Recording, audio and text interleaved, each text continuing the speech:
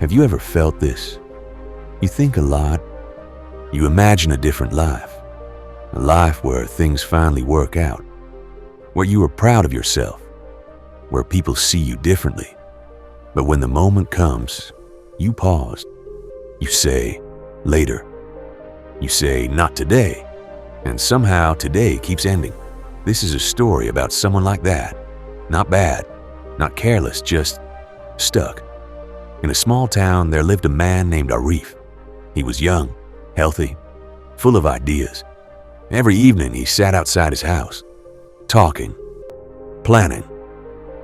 He told everyone what he would do one day, how he would change his life, how things would be better soon. People listened. Some smiled.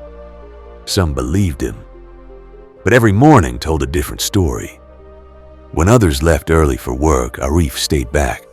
When responsibilities called, he looked away. He always had a reason. Just one more day. Just one more rest. Deep inside, Arif wasn't lazy by choice. He wanted more, but wanting felt easier than starting. One evening, an older man came to visit him, a distant relative, quiet, observant. He didn't say much. He just looked around, at the unused tools, at the unfinished work, at time standing still. Then he spoke softly. "Arif," he said, "you talk about tomorrow a lot." Arif smiled. "Tomorrow is the plan," he replied. The old man nodded, as if he had heard this before. He reached into his bag and took out something small. In his hand were two small objects. Simple, easy to ignore. He placed them on the table. "These are choices," the old man said. "Not special, not magical. Just choices people make every day." Arif leaned closer, curious now. "One choice," the man continued, "needs effort.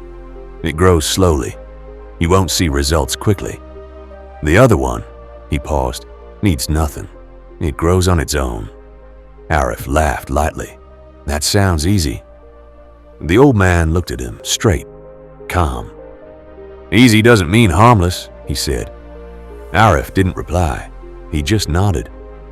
That night, he thought about it for a moment. Then sleep came. The next morning arrived. Like always, and like always, Arif delayed. "I'll deal with it later," he said to himself. Days passed, then weeks. Life stayed the same, comfortable, unchanged, until one afternoon something felt off. Arif stepped outside and looked around.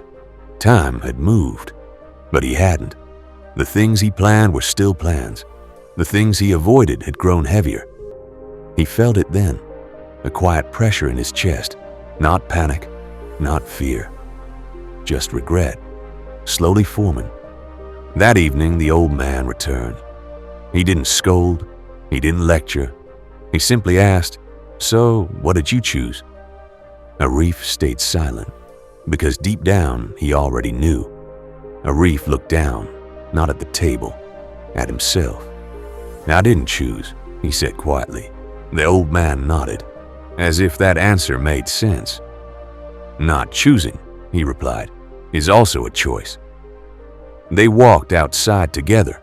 The street was the same. The air felt different. "You see," the old man said, "time doesn't wait for decisions. It keeps moving." Arif felt something tighten inside him, not shame, awareness. That night he couldn't sleep. He stared at the ceiling.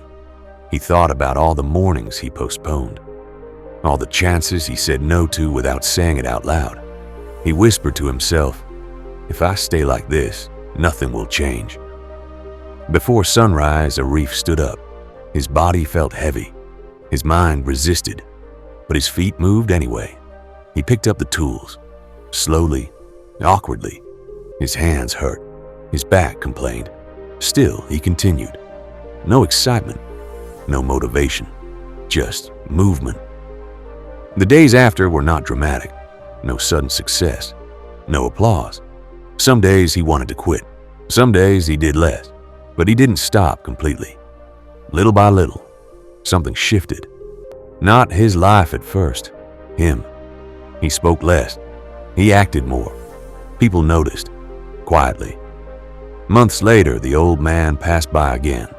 He saw the progress. He smiled. "You didn't wait for tomorrow," he said. Arif didn't answer. He was busy working. And for the first time, that felt enough. This isn't a story about success or failure. It's about that small moment when you stop waiting and start moving. Because most lives don't fall apart loudly. They fade silently.